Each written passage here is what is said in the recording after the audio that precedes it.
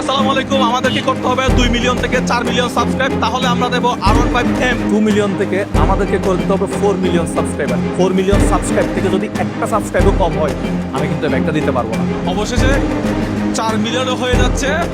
64 জেলার মধ্যে কেউ একজন বাইকটাও নিয়ে যাচ্ছে।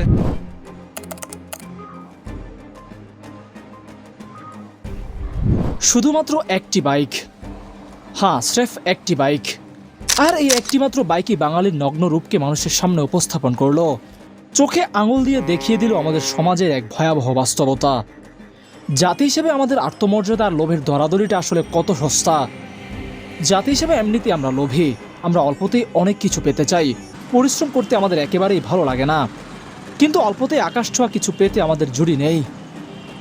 তাই তো কোনো গিভ হয়ে পেলে সেখানে আমরা হুমড়ি খেয়ে পড়ি, আর তখন আমাদের আত্মসম্মান আর আত্মমর্যাদার দফা রফা হয়ে যায়। কথা বলছি সাম্প্রতিক সময়ের একটি বহুল আলোচিত গিভওয়ে নিয়ে। স্ক্রিনে যাকে দেখতে পাচ্ছেন তার নাম মোজাহের ইসলাম। সোশ্যাল মিডিয়া প্ল্যাটফর্মে তিনি পরিচিত মোজাহের ভাই নামে। মূলত অসহায় মানুষের পাশে দাঁড়ানো এবং সামাজিক সহযোগিতামূলক কন্টেন্ট তৈরির জন্য তিনি বেশ জনপ্রিয়। তার এই জনহিতকরণ কাজগুলো আমরা মন থেকে অ্যাপ্রিসিয়েট করি, কারণ মানুষকে সহায়তা করা সত্যি প্রশংসার দাবিদার।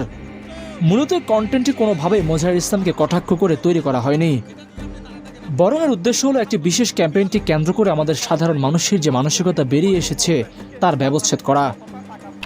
মূল ঘটনায় আসা যাক। কিছুদিন আগে তিনি ফেসবুকে একটি গিভওয়ের ঘোষণা দেন, কিন্তু পুরস্কার পেতে জুড়ে দেওয়া হয় কিছু অদ্ভুত শর্ত। আর সেই শর্তটি ছিল তার চ্যানেলে 4 মিলিয়ন সাবস্ক্রাইবার কমপ্লিট হতে হবে, তাও আবার একজন মানুষ 5টা ভিন্ন ভিন্ন ডিভাইস থেকে তার চ্যানেল সাবস্ক্রাইব করতে হবে। আর ক্যাম্পেইনের সময়কাল বেঁধে দেওয়া হয় মাত্র 10 দিন। তখনও তার চ্যানেলে সাবস্ক্রাইবার মাত্র 2 মিলিয়ন।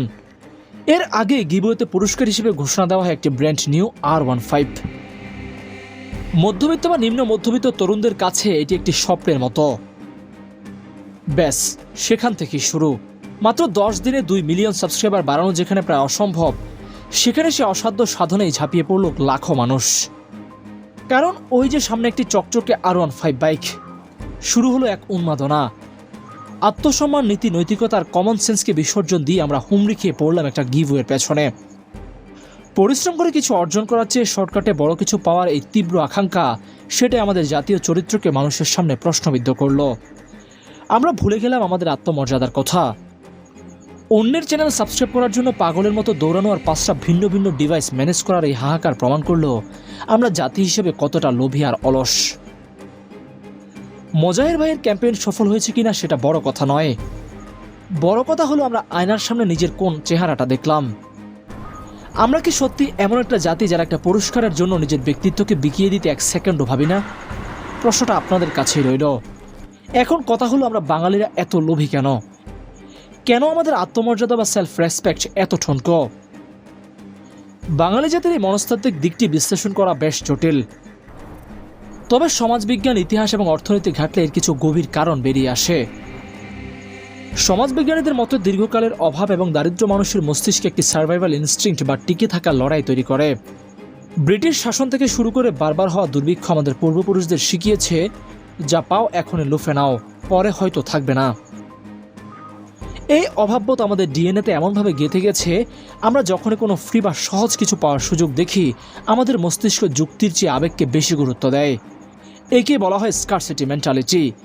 এই মানসিকতার কারণেই আমরা দীর্ঘমেয়াদী পরিশ্রমের চেয়ে স্বল্পমেয়াদী লাভকে বেশি প্রাধান্য দেই। এর আরও কিছু কারণ আছে। সেই হিসেবে দ্বিতীয় কারণটা হলো the rise of shortcut culture, মানে রাতারাতি বড়লোক হওয়ার এক অদ্ভুত স্বপ্ন। বর্তমান ডিজিটাল যুগে আমাদের চারপাশে এক ধরনের শর্টকাট সাকসেস বা রাতারাতি বড়লোক হওয়ার গল্প ছড়িয়ে দেওয়া হচ্ছে। সামাজিক যোগাযোগ মাধ্যমে আমরা দেখি পরিশ্রম ছাড়াই অনেকে ভাইরাল হয়ে অঢেল টাকা কামাচ্ছে। এই যেমন কয়েক মাস আগে বিল্লাল হোসেন নামে এক কন্টেন্ট ক্রিয়েটর বলেছিল সে নাকি ফেসবুক থেকে 3 মাসে 44 লক্ষ টাকা ইনকাম করেছে। 3 মাসে 44 লক্ষ টাকা ইনকাম করছি, এটা শুনে অনেকে অবাক হয়েছেন, অনেকে অবিশ্বাস করেছেন, আবার অনেকে বিশ্বাসও করেছেন।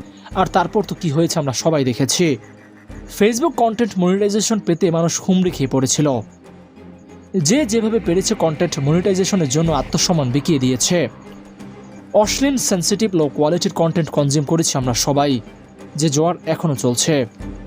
আর এটি তরুণ প্রজন্মের মনে এই ধারণা গেঁথে দিচ্ছে যে পরিশ্রম করার কোনো প্রয়োজন নেই, বুদ্ধির চেয়ে কপাল বা সুযোগই বড়। ফলে একটি R15 বাইকের গিভওয়ে তাদের কাছে কেবল একটি পুরস্কার নয়, বরং লাইফ চেঞ্জিং একটা লটারি হিসেবে ধরা দেয়। এর তৃতীয় কারণ হিসেবে উল্লেখ করা যায় lack of quality education.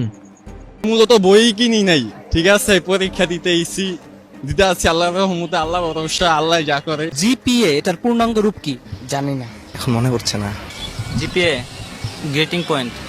Operation করার সময় যে লাইটটা জ্বালা ওইটা তো জানি। আমাদের শিক্ষা ব্যবস্থা আমাদের GPA 5 পাওয়া শেখালেও ভ্যালু সিস্টেম বা নৈতিক মূল্যবোধ শেখাতে ব্যর্থ হচ্ছে।